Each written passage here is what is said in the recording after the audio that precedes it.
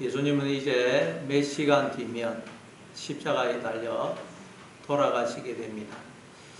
그래서 예수님은 요한복음 14장부터 16장까지에 나오는 일명 다락방 강화라고 알려져 있는 설교를 통해서 이제 제자들에게 유언과 같은 말씀을 하십니다.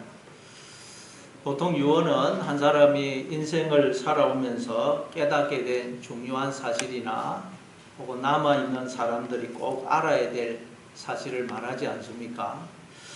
그래서 자식들도 평소에는 부모님의 말씀에 순종을 못했다 하더라도 부모님의 유언은 꼭 지키려고 합니다. 예수님도 마찬가지입니다. 예수님은 이제 몇 시간 뒤면 아버지께로 돌아가십니다. 그래서 유언과 같은 이 다락방 강화를 통해서 예수님은 우리가 꼭 기억하고 붙들어야 될 그런 내용을 우리에게 말씀하고 계십니다.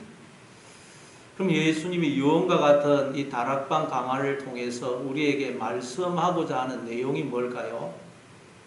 네, 한마디로 말하면 바로 나는 누구냐? 나는 도대체 누구냐? 하는 것입니다.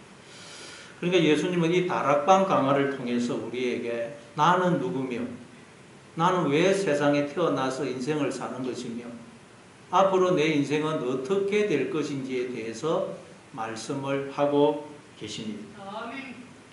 왜냐하면 우리 인간에게 이것만큼 더 중요한 내용은 없기 때문입니다. 그래서 인류 역사 내내 인간들은 이 질문에 대해서 답을 찾으려고 했지만 그 누구도 이 질문에 대한 답을 찾지 못했습니다.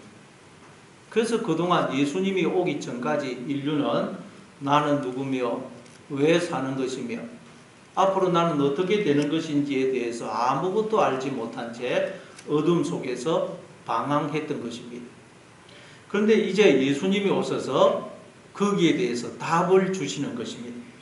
인류 역사 내내 인간들이 도무지 찾을 수 없었던 답, 나는 누구며 도대체 왜 사는 것이며 내 인생은 앞으로 어떻게 되는 것인지 여기에 대한 답을 우리에게 알려주시는 것입니다. 그러니 얼마나 여러분 놀라운 내용이에요. 이게 바로 복음입니다. 복음. 여기에 대해서 우리에게 알려주는 게 복음이에요. 그래서 우리는 이 내용을 읽을 때마다 놀라고 감격하게 되는 것입니다. 왜 전부 이 내용이 내 이야기거든요. 내 이야기. 자, 그러면 오늘 본문에서 예수님은 또 우리에게 어떤 답을, 어떤 말씀을 하시는지 한번 살펴보도록 하겠습니다. 1절을 우리 한번 읽어보겠습니다. 1절 같이 읽습니다. 시작. 나는 참 포도나무요 내 아버지는 농부라. 예수님은 요한복음에서 7번에 걸쳐서 나는 무엇이다, 에고 에이미라고 자기를 선언하시죠. 나는 생명의 떡이다. 나는 세상의 빛이다. 나는 양의 문이다. 나는 선한 목자다. 나는 생명이고 부활이다. 내가 곧 길이고 진리고 생명이다. 그렇게 자기를 선언하셨고 이제 마지막 7번째로 예수님은 오늘 본문에서 나는 참 포도나무다. 그렇게 자기를 선언하십니다. 참 포도나무. 알레띠노서 참 포도나무라는 말은 진짜 포도나무, 좋은 포도나무라는 뜻입니다. 그러니까 여러분 참 포도나무라고 하시는 것은 가짜 포도나무 또 나쁜 포도나무가 있다는 뜻이죠. 그러면 여러분 참 포도나무는 어떤 나무이고 가짜 포도나무, 나쁜 포도나무는 어떤 포도나무일까요? 예, 참 포도나무가 있고 가짜 포도나무가 있다는 거죠. 예수님이 마태복음 7장에서 그 열매로 그 나무를 알 수 있다 그랬죠. 열매. 어떤 열매가 맺히는지를 보면 그 나무를 알 수 있다는 거예요. 예를 들어서 나무가 어떤 나무인지 모르지만 가만히 놔뒀더니 사과가 열렸다. 아, 사과나무구나. 배가 열렸다. 아, 배나무구나. 좋은 열매가 맺혔다. 아, 좋은 나무구나. 나쁜 열매가 맺혔다. 아, 나쁜 열매구나. 아, 나무구나. 하는 것을 알 수가 있다는 것입니다. 따라서 참 포도나무는 그럼 어떤 나무겠어요? 좋은 포도를 맺는 나무입니다. 그러면 가짜 포도나무, 나쁜 포도 나무는 열매를 맺지 않거나 먹을 수 없는 나쁜 열매를 맺는 나무가 가짜 포도나무요, 나쁜 포도나무입니다. 그런데 예수님은 좋은 포도를 풍성히 맺으시는 참 포도나무라는 것입니다. 예수님은 좋은 열매를 맺는 참 포도나무라는 것입니다. 따라서 우리도 예수님처럼 좋은 포도를 풍성히 맺는 참 포도나무가 되어야 한다는 말씀입니다. 그러면 예수님은 도대체 어떻게 해서 좋은 포도 열매를 맺는 참 포도나무가 되실 수 있었던 것일까요? 그 비결이 뭘까요? 우리도 예수님처럼 좋은 열매를 풍성히 맺는 참 포도나무가 되어야 되는데 그 비결이 뭐냐? 그 비결은 뭐냐? 바로 예수님은 내 아버지는 농부이시다 하는 것을 아셨기 때문입니다. 여러분, 우리도 좋은 열매를 풍성히 맺는 참 포도나무가 되어야 됩니다. 그러기 위해서 우리가 맨 먼저 뭘 기억해야 되느냐? 하나님이 내 아버지이시고 내 아버지이신 하나님이 나를 기르시고 돌보시는 농부가 되신다. 이걸 우리가 늘 기억해야 된다는 거예요. 여러분, 이스라엘 사람들은 식사를 할 때 포도주를 음료수처럼 마십니다. 그래서 그들은 포도 농사를 굉장히 많이 지어요. 근데 이 포도를 이제 농사를 지으려면 그 이스라엘 땅에는 황무지가 많기 때문에 이 평지는 주로 곡식을 재배하고 산지를 개간해 가지고 포도를 심습니다. 그래서 이제 포도를 심으려면 농부가 먼저 그 땅을 개간을 합니다. 작고 큰 돌을 다 골라냅니다. 그리고는 땅을 갈아엎어서 기경을 합니다. 그리고는 짐승이나 도둑으로부터 그 포도나무를 지키기 위해서 나무로 울타리를 만들든지 돌을 쌓아서 벽을 만듭니다. 그리고는 그 망대를 세우고 이제 포도원을 딱 만들고는 거기다가 개간된 땅에다가 극상품 포도나무, 가장 좋은 포도나무를 심습니다. 그러면 끝이냐? 그때부터 이제 농부는 망대 위에 올라가서 포도원을 늘 지키고 포도나무 하나하나를 살핍니다. 그래서 쓰러진 포도나무가 있으면 이렇게 세워주고 해충을 쫓아내주고 잡초를 뽑아주고 거름을 주는 등 온갖 정성을 다 쏟습니다. 포도나무가 열매를 맺기까지 농부는 한시도 쉬지 않고 포도나무를 돌봅니다. 그래서 포도나무는 농부의 발걸음 소리를 듣고 자란다, 그런 말이 있습니다. 이처럼 포도나무는 농부에 의해서 조성된 그 포도원 안에 심겨져서 농부에 의해서 돌봄을 받아 자라서 열매를 맺게 되는 것입니다. 근데 이게 바로 하나님과 우리의 관계라는 것입니다. 하나님은 농부시라면 우리는 포도나무라는 것입니다. 자, 이사야서 5장 1절 2절입니다. 이사야서 5장 1절 2절. 이사야서 5장 1절 2절 같이 읽습니다. 시작. 나는 내가 사랑하는 자를 위하여 노래하되 내가 사랑하는 자의 포도원을 노래하리라. 내가 사랑하는 자에게 포도원이 있으며 심히 기름진 산이로다. 땅을 파서 돌을 제하고 극상품 포도나무를 심었도다. 그 중에 망대를 세웠고 또 그 안에 술틀을 팠도다. 좋은 포도 맺기를 빌었더니 들포도를 맺었도다. 그러니까 우리는 어떤 존재라고요?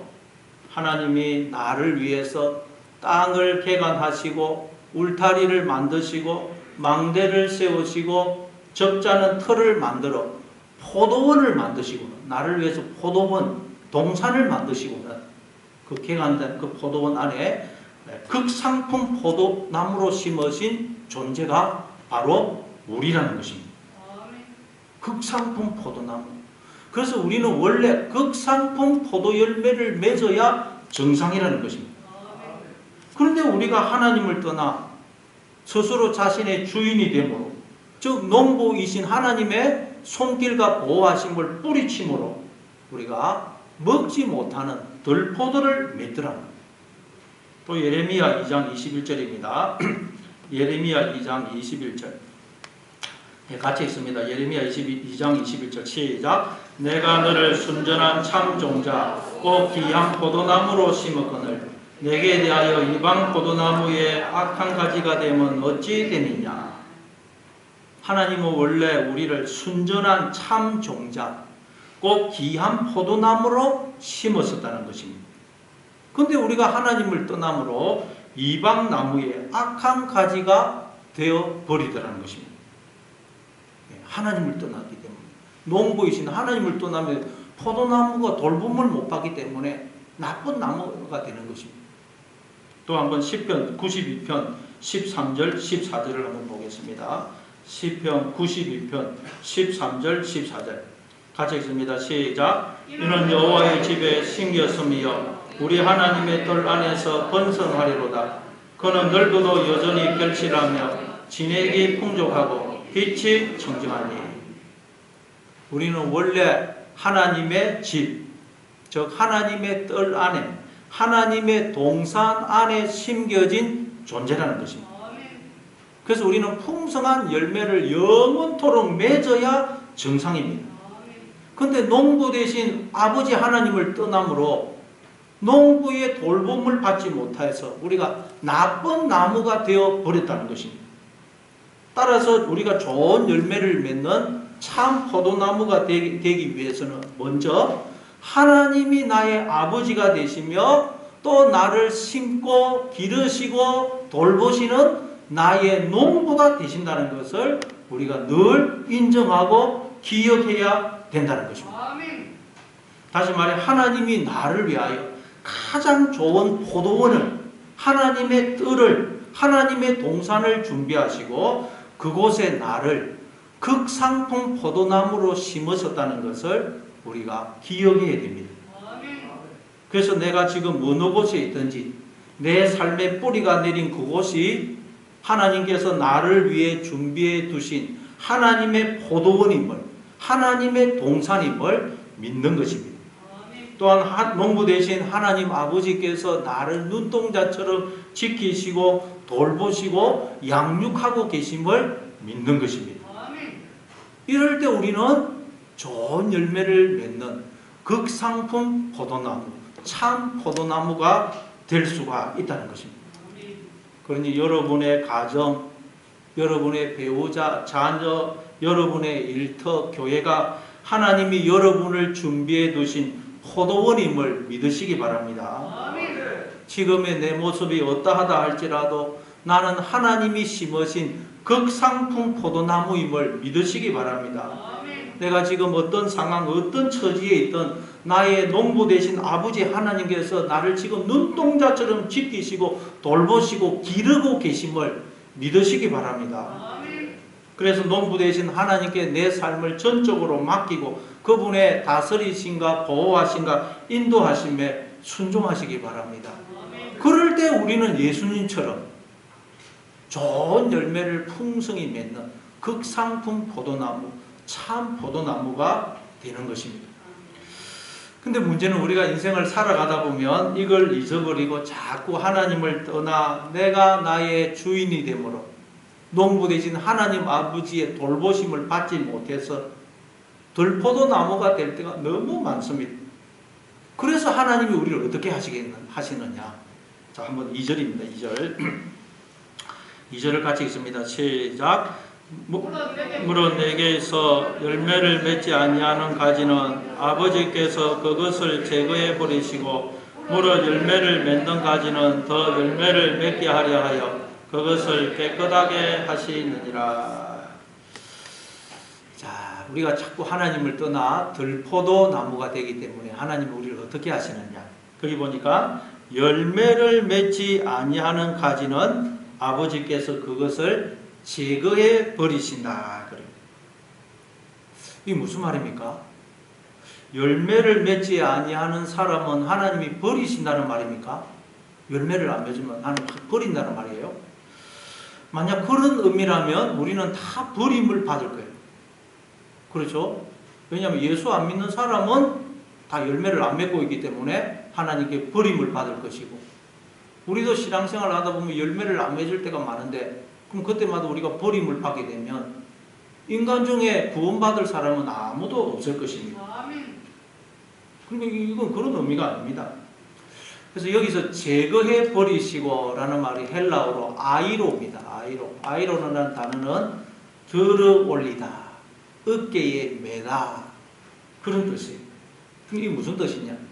가지가 힘이 없어 휘어져서 땅에 이렇게 닿아서 열매를 맺지 못하고 있으면 농부가 와서 그 가지를 들어 올려서 지지대로 받쳐준다는 그런 의미예요. 그렇죠? 우리가 인생을 살아가다 보면 때로는 하나님을 잊어버리기도 하고 떠나기도 합니다. 때로는 믿음을 잃어버리기도 하고 낙심과 절망에 사로잡히기도 하고 영적으로 침체와 탈진에 빠지기도 합니다. 모든 성도들이 이 과정을 다 겪습니다. 바알과 아세라 선지자 850명과 대결에서 승리했던 엘리야 선지자가 조금 후 이세벨이 협박을 하니까 어떻게 합니까? 그냥 영적으로 탈진과 침체에 빠져가지고 로뎀나무 아래에 앉아서 하나님 넉넉하오니 지금 저의 생명을 거두어 주옵소서 그러지 않습니까? 그래서 하나님 어떻게 합니까? 엘리야로 하여금 푹 잠을 자게 합니다. 천사를 보내서 엘리야를 어루만지고 숯불에 구운 고기와 물을 주어서 먹게 하십니다. 그래서 이 엘리야를 회복시켜 주시는 거예요. 다시 말해 영적 침체에 빠져있던 엘리야를 하나님이 들어 올려주신 것입니다. 그래서 그가 다시 힘을 얻어서 열매를 맺지 않습니까? 그러니 여러분 중에 믿음을 잃어버리거나 낙심과 절망과 영적인 침체에 빠진 분이 있습니까? 하나님이 여러분을 쉬게 하시고 어루만지시고 생명의 떡과 생수를 공급하시면서 여러분을 지금 회복시켜주고 계심을 믿으시기 바랍니다. 하나님이 지금 여러분을 들어 올리고 계시는 것입니다. 우리를. 그렇게 해서 열매를 맺는 가지는 어떻게 한다 그래요? 무릇 열매를 맺는 가지는 더 열매를 맺게 하려 하여 그것을 깨끗하게 하시느니라. 열매를 맺는 가지는 더 열매를 맺도록 그 가지를 깨끗하게 한다는 거예요. 그 가지에 붙어있는 그런 곤충들, 이끼들 그런 걸 제거하고 너무 껍질이 두꺼우면 껍질도 벗겨지고 마른 가지는 또 잘라주기도 합니다. 그래야 열매를 많이 맺기 때문입니다. 마찬가지로 하나님도 우리가 이제 예수님을 믿어서 하나님의 자녀가 되면 이제 열매를 맺게 되면 그냥 내버려 두시는 것이 아니고 더 열매를 많이 맺도록 우리를 그때부터 깨끗게 하신다는 것입니다. 그게 연단이고 징계고 시험이고 훈련입니다. 그래서 하나님께서 출애굽한 이스라엘 백성들, 출애굽에서 이제 하나님의 백성이 된 이스라엘 백성들을 어디로 인도하십니까? 광야로 인도하십니다. 그 광야에서 그들을 깨끗게 하여 더 풍성한 열매를 맺도록 하기 위해서입니다. 그래서 신명기 8장 2절에서 하나님 우리에게 이렇게 말씀을 합니다. 신명기 8장 2절 신명기 8장 2절을 우리 같이 읽습니다. 시작. 내 하나님 여호와께서 이 40년 동안에 내게 광야길을 걷게 하신 것을 기억하라. 이는 너를 낮추시며 너를 시험하사 내 마음이 어떠한지 그 명령을 지키는지 지키지 않는지 알려 하십니다. 하나님께서 우리로 광야길을 걷게 하셔서 우리를 시험하신다는 것을, 우리를 깨끗게 하고 계신다는 것을 늘 기억을 해라는 거예요. 그럼 하나님 우리가 이걸 기억해야 될 이유가 뭐냐? 자, 신명기 8장 16절입니다. 신명기 8장 16절 같이 읽습니다. 시작. 내 조상들도 알지 못하던 만나를 광야에서 내게 먹이셨나니 이는 다 너를 낮추시며 너를 시험하사 마침내 내게 복을 주려 하심이었느니라. 그러니까 하나님께서 자녀인 우리를 광야길을 걷게 해서 우리를 시험하시는 목적이, 우리를 깨끗게 하시는 목적이 뭐라고요? 마침내 우리에게 복을 주기 위해서라는 거예요. 감사합니다. 우리로 풍성한 열매를 맺도록 하기 위해서라는 거예요. 그러니까 우리는 인생 광야를 지나는 동안 이걸 늘 기억을 해야 된다는 것입니다. 하나님은 우리에게 복을 주기 위해서, 우리로 풍성한 열매를 맺도록 하기 위해서 우리로 광야길을 걷게 하셔서 계속 우리를 시험하신다는 거예요. 우리를 연단시키시고 깨끗게 하신다는 것입니다. 이걸 우리가 기억해야 된다는 거예요.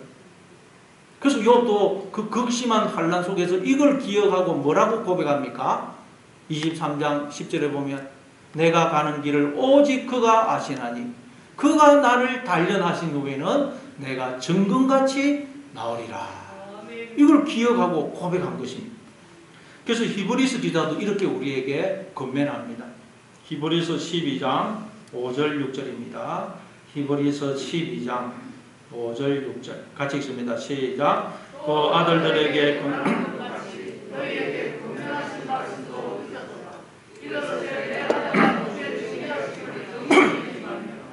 그에게 꾸지람을 받을 때 낙심하지 말라. 주께서 그 사랑하시는 자를 징계하시고 그가 받아들이시는 아들마다 채찍질하심이라 하였으니 하나님께서 우리를 징계하실 때 우리를 깨끗게 하실 때 그걸 경히 여기지도 말고 또 그거 하나님 우리를 깨끗게 하실 때 징계하실 때 힘들다고 낙심해서도 안 된다는 거예요. 왜냐하면 하나님께서는 우리가 사랑하는 아들이기 때문에 아들인 우리에게 복을 주시려고 우리로 풍성한 열매를 맺도록 하시려고 우리를 징계하신다는 거예요. 우리를 깨끗게 하신다는 거예요. 그래서 우리가 하나님의 자녀가 되면 우리는 다 이 과정을 거치게 되어 있다는 거예요. 이게 예수님 우리가 알려주시는 내용이에요.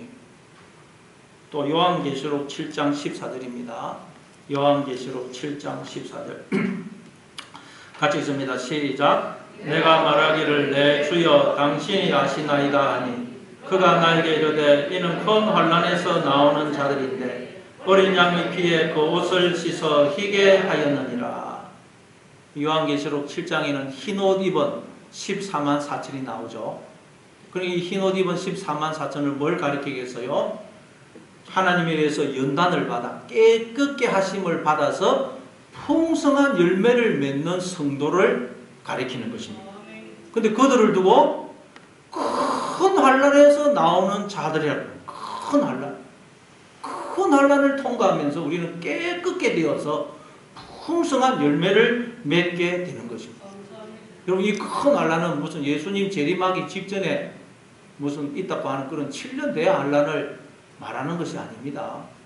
그 7년 대의 환난이 우리의 인생을 가리키고 우리의 인생. 예수님 직전에 뭐 7년 대의 그런 건 없습니다. 우리의 인생이 큰 환난이에요. 그걸 두고 전무후무한 환난이라고 보는 것은 이 땅에서만 우리가 환난을 당한다는 거예요. 천국에 가면 없다는 거예요. 그런데 우리가 겪는 큰 환난을 두고 어린 양의 피에 그 옷을 씻어 희게 했다 그러죠. 어린 양의 피에 그 옷을 씻어 희게 했다. 그러니까 여러분 하나님은 우리만 환난을 겪게 하시는 게 아니고 우리와 함께 우리가 당하는 그 환난을 함께 겪으시면 뿐만 아니라 당신의 피를 당신의 생명을 부어서 우리를 기르고 양육하고 계시다는 거예요. 그렇게 해서 우리가 점점 자라서 깨끗한 자, 풍성한 열매를 맺는 자가 된다는 것입니다. 이게 우리의 인생이 환난을 당하지만 하나님이 당신의 피를 생명을 부어 우리를 양육하고 계시다는 거예요. 그래서 로마서 5장 3절에 보면 다만 이뿐 아니라 우리가 환난 중에도 즐거워하나니 이는 환난은 인내를 인내는 연단을 연단은 소망을 이루는 줄 우리가 알미로다. 환난 중에도 즐거워한다는 거예요. 우리가 이걸 알기 때문에. 따라서 이 사실을 알고 환난 중에도 여러분 즐거워하고 감사하고 소망을 가지고 살아가심으로 참 포도나무가 되시는 여러분 다 되시기를 바랍니다. 자, 그래서 예수님이 또 이렇게 말씀합니다. 3절을 같이 읽습니다. 오늘 본문 3절. 자, 같이 읽습니다. 시작. 내가 일러준 말로 깨끗해졌으니. 이 무슨 말입니까? 너희는 내가 일러준 말로 이미 깨끗해졌다 그래요. 이 말은 원래 우리는 하나님께서 하나님의 포도원에 극상품 포도나무로 심으신 존재라는 말이에요. 원래 우리는 하나님이 당신의 피, 영, 생명을 부어 낳으신 하나님의 점도 없고 흠도 없는 거룩한 자녀들이라는 것입니다. 우리는 원래 하나님으로부터 하나님 나라를 상속받을 하나님의 상속자고 하나님의 후계자라는 것입니다. 원래. 근데 우리가 뱀에게 속아 하나님을 떠나 스스로 자신의 주인이 머리가 되므로 소경이고 기머거리고 깨닫는 마음이 없는 자가 되어서 내가 누군지를 알지 못한 채 부모 없는 고아처럼 살아가고 있는 것입니다. 인간은 그냥 우연히 태어나서 아무런 의미도 목적도 없이 살다가 죽으면 사라지는 존재다. 인간들이 그러고 있는 거예요.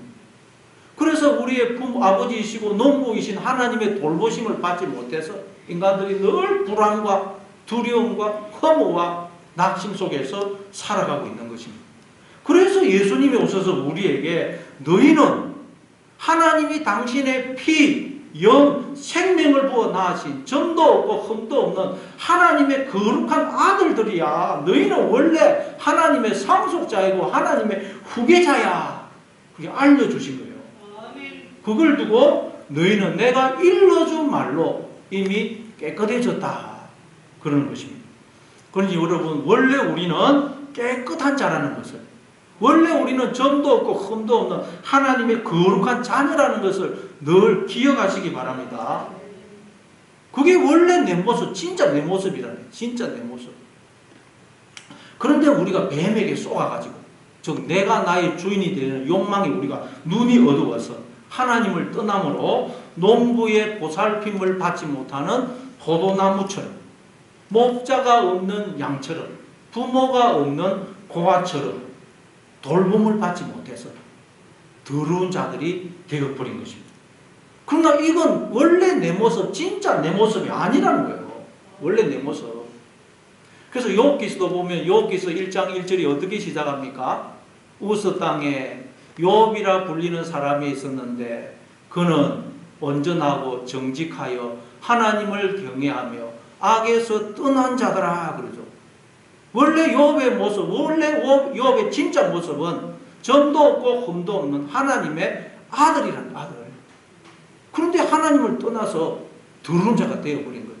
그래서 하나님이 환난을 통해서 욥을 깨끗게 해서 욥을 원래의 모습, 진짜 모습으로 회복시켜 가시는 것입니다. 그게 욥이 당한 환난입니다. 우리가 욥이 당한 그 환난을 다 통과한다는 거예요. 통과.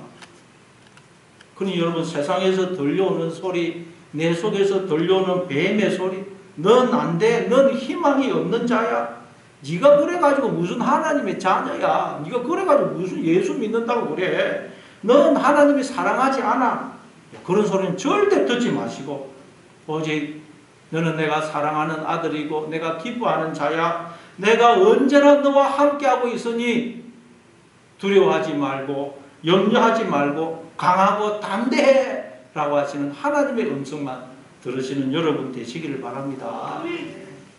또 우리 한번 4절을 읽어보겠습니다. 오늘 보면 4절 4절 같이 읽습니다. 오늘 보면 4절 시작. 내 안에 거하라 나도 너희 안에 거하리라. 가지가 포도나무에 붙어있지 아니하면 스스로 열매를 맺을 수 없음같이 너희도 내 안에 있지 아니하면 그러하리라. 자, 하나님은 우리가 풍성한 열매를 맺도록 하기 위해서 우리를 깨끗게 하신다고 그랬죠. 근데 우리를 깨끗게 하신다는 것이 뭘 의미하느냐? 바로 우리가 예수님 안에 거하는 것입니다. 그래서 내 안에 거하라. 내 안에 거하라. 그러니까 여러분, 하나님께서 우리를 향해 가지신 목적이 뭐냐? 어떤 목적지로 우리 인생을 이끌어 가시느냐? 우리가 예수님 안에 거하는 그 상태, 완전히 예수님 안에 거해서 예수님과 하나 되는 그 상태, 그 목적으로 우리의 인생을 이끌어 가신다는 것입니다. 근데 우리가 예수님 안에 가게 되면 예수님도 내 안에, 하나님도 내 안에 거하시게 된다는 거예요. 놀랍죠? 우리가 예수님 안에 가면 하나님도, 예수님도 내 안에 거하시게 된다. 그렇죠, 여러분. 우리가 이 가지가 나무에 붙어 있으면, 저 가지가 나무 안에 있으면, 그건 다른 말로 가지가 나무를 자기 안에 품는 것 같아요. 그렇죠? 가지가 나무에 딱 붙어 있으면 그건 다른 말로 가지가 자기 속에 나무를 품는 것과 같습니다. 더 나아가 그것은 나무가 뿌리를 내리고 있는 온 대지를, 더 나아가 온 우주를 가지가 품는 것 같아요.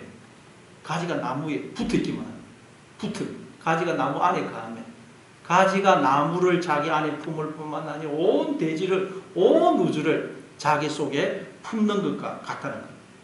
마찬가지로 우리가 예수님 안에, 하나님 안에 있게 되면 우리는 하나님의 세계 안에, 하나님의 나라 안에 있을 뿐만 아니라 하나님도 내 안에 계셔서 우리가 내 속에 하나님의 세계, 하나님의 나라를 품게 되는 것입니다. 그걸 두고 예수님이 나는 아버지 안에 있고 아버지는 내 안에 있고 나와 아버지는 하나다 그러십니다. 그러니까 하나님이 우리로 하여금 예수님 안에, 우리를 예수님 안에, 하나님 안에 거하게 하시려는 목적이 뭐라는 거예요? 우리에게 하나님 자신을, 하나님의 세계를, 하나님 나라를 주기 위해서라는 거예요. 내가 하나님 나라 안에 있고 내 안에 하나님 나라가 있게 되는 이 놀라운 자리, 즉 하나님과 내가 하나가 되는 자리, 그래서 내가 하나님의 모든 것에 참여하는 이 자리에 우리를 세우시려고 하나님은 그 목적지로 우리의 인생을 이끌어 가신다는 거예요. 그 자리에 우리를 세우시려고 하나님은 우리를 이 세상에 보내어서 우리의 인생의 여러 가지 일들, 사건들을 허락하시고 우리로 하여금 수많은 상황과 여건에 처하게 하신다는 거예요. 목적은 그 자리, 우리를 깨끗게 했습니다. 그 자리에 이르게 하시려고. 그러니 여러분 어떤 일이 일어나든 어떤 상황에 처하든 하나님이 나를 깨끗게 하시려는 하나님이 지금 손길이다 하는 것을 기억하셔서 그것으로 인해서 더 하나님 앞에 나오고 더 하나님 앞 바라보고 믿고 의지하시는 여러분 되시기를 바랍니다. 우리 한번 5절을 보겠습니다. 5절. 자, 5절 같이 있습니다. 오늘 보면 5절 시작. 나는 포도나무요 너희는 가지라. 그가 내 안에 내가 그 안에 가면 사람이 열매를 많이 맺나니 나를 떠나서는 너희가 아무것도 할 수 없으리라. 예수님은 포도나무이고 우리는 가지이기 때문에 우리가 예수님께 붙어 있기만 하면 우리는 열매를 많이 맺게 된다는 것입니다. 그러나 우리는 가지이기 때문에 포도나무이신 예수님을 떠나면 우리는 아무것도 할 수가 없다는 거예요. 즉 열매를, 아무런 열매를 맺을 수가 없다는 거예요. 그렇죠? 가지가 나무에서 잘라지면 열매를 맺을 수가 없고 말라 죽게 됩니다. 그러나 가지가 나무에 붙어 있기만 하면 이 가지는 저절로 열매를 맺게 돼요. 가지가 나무에 붙어 있기만 하면 저절로 열매를 맺어요. 가지가 나무에 붙어 있으면 비가 오면 비가 와서 이 가지는 자랍니다. 바람이 불면 바람이 불어서 또 자라고 햇빛이 비치면 햇빛이 비쳐서 자랍니다. 그러나 가지가 나무에서 떨어져요. 비가 오면 비가 와서 썩어가고 바람이 불면 바람이 불어서 부패고 햇빛이 비치면 햇빛이 비치해서 또 말라갑니다. 마찬가지로 우리가 예수님께 붙어 있기만 하면 우리는 바람이 불면 바람이 불어서 자라고 비가 오면 비가 와서 자라고 햇빛이 비치면 빛이서 자라고 좋은 일이 생겨도 자라고 안 좋은 일이 생겨도 자라고 성공해도 자라고 실패해도 자라고 평안해도 자라고 고난과 환난을 당해도 자란다는 거예요. 우리가 예수님께 붙어 있기만 합니다. 그래서 창세기 39장에 보니까 하나님께서 요셉과 함께 하심으로 요셉의 범사가 형통하더라 그러죠. 하나님이 요셉과 함께 하기 때문에 요셉이 하나님께 붙어 있기 때문에 요셉에게 일어나는 모든 일들이 요셉으로 하여금 자라게 하고 있다는 거예요. 네, 여러분에게 일어나는 모든 일들이 여러분을 자라게 하고 있음을 믿으시기 바랍니다. 따라서 우리가 해야 될 일은 뭐라고요? 오직 하나 예수님께 붙어 있는 것이라는 거예요. 예수님께 붙어 있기만 하면 무슨 일을 만나든지 잘한다는 거예요. 그럼 여러분 어떤 일을 만나든 어떤 상황에 처하든 그것 때문에 하나님을 떠나지 마시고 더 하나님께 가까이 나아가고 더 하나님을 붙드시는 여러분 되시기를 바랍니다. 또 한번 6절을 읽어보겠습니다. 6절 자, 오늘 보면 6절 같이 읽습니다. 시작. 사람이 내 안에 거하지 아니하면 가지처럼 밖에 버려져 마르나니 사람들이 그것을 모아다가 불에 던져 사르느니라. 이 말씀도 얼핏 보면 우리가 예수님 안에 거하지 않으면 하나님이 우리를 버리신다는 말씀처럼 들립니다. 그러나 만약 그런 의미라면 앞에서도 말씀드렸듯이 우리 중에 구원받을 사람은 아무도 없을 것입니다. 예수 안 믿는 사람은 예수님 밖이기 때문에 버림받을 것이고, 예수님 믿는 우리들도 신앙생활을 하다 보면 예수님 바깥에 갈 때가 너무 많죠. 그럼 그때마다 버림을 받으면 인간 중에 구원받을 사람은 아무도 없어요. 그럼 지금 이 말씀은 그런 의미가 아닙니다. 예수님 바깥에 있으면 버리신다 하나님, 그런 의미가 아니라는 거다. 그리고 여러분, 성경은 우리를 사랑하시는 아버지 하나님께서 우리에게 보내신 사랑의 편지입니다. 사랑의 편지. 그걸 기억해야 돼요. 하나님께서 우리에게 하나님 나라를 상속시키려고, 하나님의 후계자로 세워주려고 우리를 이 땅에 보내어서 훈련을 시키면서 너 잘못하면 내가 지옥 보낼 거야. 그런 말씀이 성경에 기록을 했겠어요? 너는 누구며 앞으로 내가 너를 어떤 과정으로 네 인생을 이끌어갈 것이며 그래서 결국 네가 어떤 자리에 서게 될 거야. 그 내용을 하는 그 내용. 참 그 내용이지. 너 잘못하면 지옥 보낼 거야. 그런 말씀을 하는 게 아닙니다. 그리고 하나님을 떠난 상태, 하나님과의 관계가 단절된 그 상태가 바로 사망이고 그게 지옥이에요. 그리고 하나님과의 관계가 단절된 상태로 영원히 살게 되는 곳이 바로 영원한 지옥인 것입니다. 따라서 이 말씀은 우리가 예수님 안에 거하지 않으므로 더러운 자가 되면 하나님께서 우리의 그 더러움을 불로 태워서 우리를 깨끗게 하시겠다는 거예요. 우리가 자꾸 예수님 바깥에 있어서 더러워지면 불로 태워서 우리의 더러움을 태우시고 우리를 예수님 안으로 들어오게 하시겠다는 거예요. 자, 그러니까 지금 우리는 다 뭘 통과하고 있다는 것입니까? 불을 통과하고 있다. 모든 인생은 불을 통과해요. 불. 여러분, 금이나 은이나 강철을 얻기 위해서 어떻게 합니까? 그 광산에서 가져온 이 철광석을 용광로에다 집어넣고 불로 달구죠. 그러면 불순물은 타서 없어지고 금이나 은은 따로 녹아서 분리가 됩니다. 그리고 또 이 강철을 얻기 위해서는 어떻게 해야 되느냐? 그 철을 불에 달궈 가지고 모루 위에 올려서 망치로 때립니다. 그럼 불순물은 빠져나가고 조직이 단단해집니다. 용광로에 넣어서 불로 태워서 녹이는 걸 재련이라 그러고 두드려서 강철로 만드는 것을 연단이라 그럽니다. 근데 하나님도 우리를 연단시키시려고, 불순물을 제거하고 우리를 순금으로 광철로 만드시려고 우리로 하여금 불을 통과하게 하십니다. 불을. 그래서 욥도 그가 나를 연단하신 후에는 내가 정금같이 나오리라 그러십니다.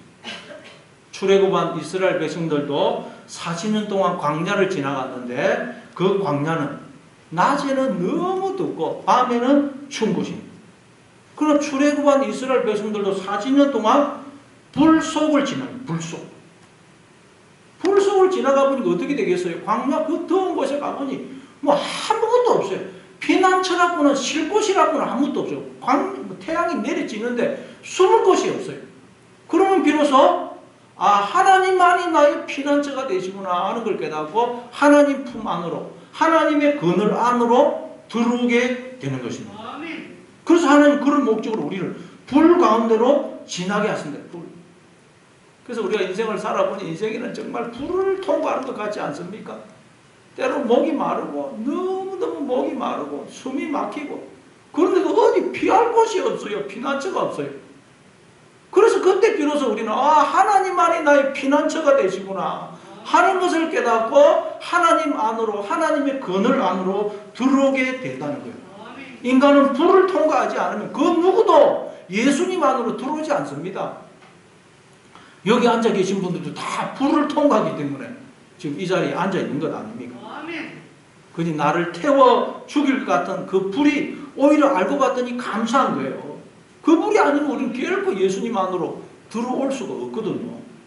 그래서 베드로 사도는 이렇게 말씀을 합니다. 베드로전서 4장 12절 13절입니다. 베드로전서 4장 12절 13절 같이 읽습니다. 시작. 사랑하는 자들아 너희를 연단하려고는 불시험을 이상한 일 당하는 것 같이 이상히 여기지 말고 오히려 너희가 그리스도의 고난에 참여하는 것으로 즐거워하라. 이는 그의 영광을 나타내실 때에 너희로 즐거워하고 기뻐하게 하려 함이라. 우리를 연단하려고 오는 불시험을 이상하게 생각하지 말라는 것입니다. 우리는 지금 불을 통과하고 있다는 불, 우리를 연단케 하는 불. 그래서 그 불을 통과할 때 하나님이 안 계신 것 같아. 하나님이 나를 사랑하시지 않는 것 같아. 하나님이 약속을 지키지 않는 것 같아. 그렇게 생각하지 말고 하나님이 나를 깨끗게 하시려고, 나로 예수님 안에 거하게 하시려고, 그래서 나로 풍성한 열매를 맺게 하시려고 지금 나를 불 가운데 지나가게 하고 계신다 하는 것을 기억하셔서 기뻐하고 즐거워하라는 거예요. 기뻐. 그래서 야고보 사도도 야고보서 1장 2절에 보면 내 형제들아 너희가 여러 가지 시험을 만나거든 어떻게 하라고 그럽니까? 온전히 기쁘게 여기라. 온전히 기쁘게 여기라. 기뻐하라는 거예요. 시험을 만날 때. 그런데 여러분 도무지 견딜 수 없을 것 같은 불시험을 통과할 때 하나님의 나로 예수님 안에 거하게 하여 풍성한 열매를 맺게 하시려고 나를 연단하고 계신다 하는 것을 기억하셔서 자부심을 가지고 또 기뻐하고 즐거워하는 여러분 되시기를 바랍니다. 아멘. 또 우리 한번 7절을 읽어보겠습니다. 오늘 보면 7절 같이 있습니다. 7절 같이 있습니다. 시작. 너희가 내 안에 거하고 내 말이 너희 안에 거하면 무엇이든지 원하는 대로 구하라. 그리하면 이루리라. 우리가 예수님 안에 거하고 예수님의 말씀이 우리 안에 거한다는 말은 우리가 예수님 안에 거하고 예수님이 우리 안에 거하신다는 말씀입니다. 저 가지인 우리가 포도나무인 예수님께 붙어 있는 것을 말해요. 그러면 우리가 구하는 대로 이루어질 것이라고 말씀합니다. 구하는 대로 이루어진다는 거예요. 여러분 그러면 나무에 붙어있는 가지는 무엇을 구하고 원하겠습니까? 나무에 붙어있는 가지가 원하는 것은 뭐죠? 풍성한 열매를 맺는 것입니다. 가지가 원하는 건 단 하나입니다. 여러분 가지, 나무에 붙어있는 가지가 원하는 건 단 하나, 열매를 맺는 거예요. 근데 그 열매는 누가 만듭니까? 가지가 만드는 게 아니고 나무가 본체 줄기가 만들어서 그 열매를 가지에다가 매다는 것입니다. 그러니 풍성한 열매를 맺기 원하는 가지는 무엇을 원하고 무엇을 구하겠어요? 바로 나무에 붙어있는 거예요. 가지가 원하는 것은 풍성한 열매를 맺는 것인데 그 열매는 나무가 만들어서 가지에 매다는 것이거든요. 그래서 가지는 나무에 붙어있기만 하면 열매를 맺게 돼요. 그래서 가지가 원하는 것은 오직 하나, 나무에 붙어있는 거예요. 붙어있는 거. 마찬가지로 우리가 원하는 것은 풍성한 열매를 맺는 것입니다. 그러기 위해서 우리가 어떻게 된다고요? 오직 하나, 예수님께, 하나님께 붙어있기만 하면 된다는 거예요. 그러면 하나님이 우리에게 열매를 맺으시는 거예요. 따라서 여러분 이걸 알게 되면 우리는 뭘 원하고 구하겠습니까? 우리가 원하고 구하는 건 뭐겠어요? 하나님께 붙어있는 것, 하나님께 붙어있는 것을 원하고 구하게 되어 있습니다. 그래서 우리가 하나님께 붙어있는 것, 하나님 제가 하나님께 붙어있게 해주세요. 하나님과 하나 되게 해주세요. 이것을 원하고 기도하면 그건 반드시 그리고 즉시 응답이 된다는 것입니다. 따라서 우리의 기도 제목은 이 기도 제목은 무엇이어야 되겠어요? 하나님 이거 주시오, 저거 주시오. 그런 거 구하기보다는 하나님 제가 예수님 안에 있게 해주세요. 하나님께 붙어있게 해주세요. 저는 늘 하나님과 함께 살고 싶습니다. 이 기도 제목이 돼야 돼요. 왜? 가지는 나무에 붙어있으면 풍성한 열매를 맺지만 떨어지면 아무것도 할 수 없어요. 우리가 하나님께 붙어있기만 하면 풍성한 열매를 맺지만 하나님을 떠나면 아무것도 할 수가 없기 때문에. 그래서 우리는 자녀를 보든지 누구를 보든지 하나님 저 자녀가 저 사람이 하나님 안에 가게 해주세요. 하나님을 만나게 해주세요. 하나님께 붙어있게 해주세요.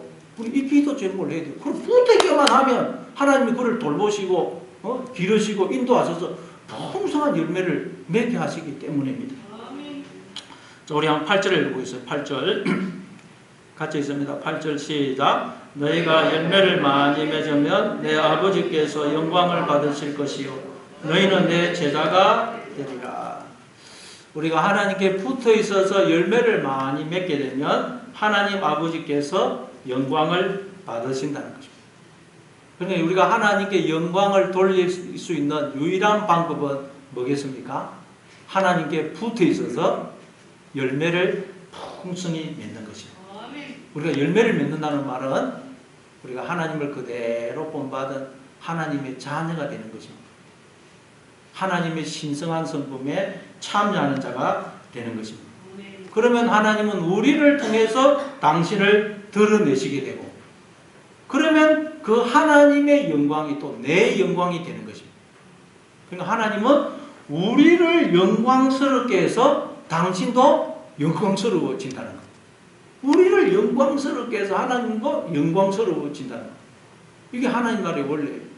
여러분이 영광스럽게 되기를 원합니까? 아내를 영광스럽게 하시기 바랍니다. 그러면 나도 영광스러워집니다. 아내를 행복하게 하면 나도 행복해져요. 자녀를 영광스럽게 키우면 나도 영광스럽게 됩니다. 이게 하나님 나라의 원리라는 거예요. 하나님은 우리를 영광스럽게 해서 당신도 영광스럽게 되신다는 거예요. 그러니까 하나님께서 우리를 향해 가지고 계신 목적은 뭐냐?